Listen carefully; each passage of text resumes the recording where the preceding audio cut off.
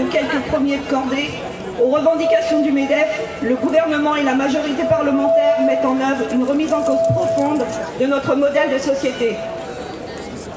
Salariés ou travailleurs et travailleuses dits autonomes, privés d'emploi, retraités, jeunes sont mis en opposition pour ne pas solliciter les moyens financiers existants, ni répartir les richesses produites par le travail. Ces dernières semaines, des initiatives d'action avec des grèves et manifestations ont été organisées dans plusieurs secteurs professionnels et territoires. Les retraités et les salariés des EHPAD étaient mobilisés dans l'unité le 15 mars dernier. Ils et elles étaient des milliers dans les rues. Les uns et les unes aspirent à juste titre à des niveaux de pension leur permettant de vivre dignement et les autres à travailler dans des conditions décentes. Le 22 mars, les salariés de la fonction publique, des entreprises privées et publiques, les cheminots, étaient en arrêt de travail et en manifestation dans tout le pays. Le 30 mars, les salariés de Carrefour se sont mobilisés contre le démantèlement du groupe orchestré pour répondre aux seules exigences de rentabilité des principaux actionnaires. Depuis le 3 avril, une mobilisation massive des cheminots et cheminotes est engagée par le service public ferroviaire.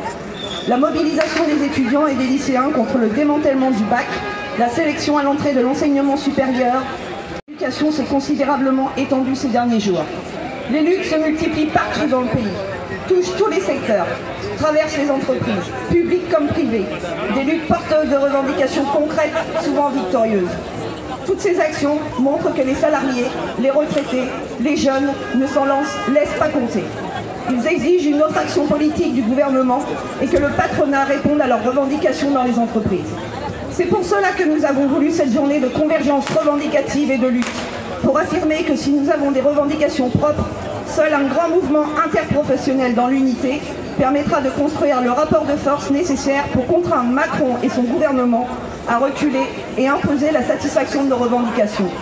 L'amélioration du pouvoir d'achat, des pensions, des minima sociaux sur la base d'un SMIC à 1 800 €, le développement de l'emploi de qualité, le partage du travail entre tous et toutes pour la réduction du temps de travail à 32 heures, la défense des statuts, des conventions collectives et leurs améliorations, le développement d'une industrie, du service public qui répondent aux besoins des populations.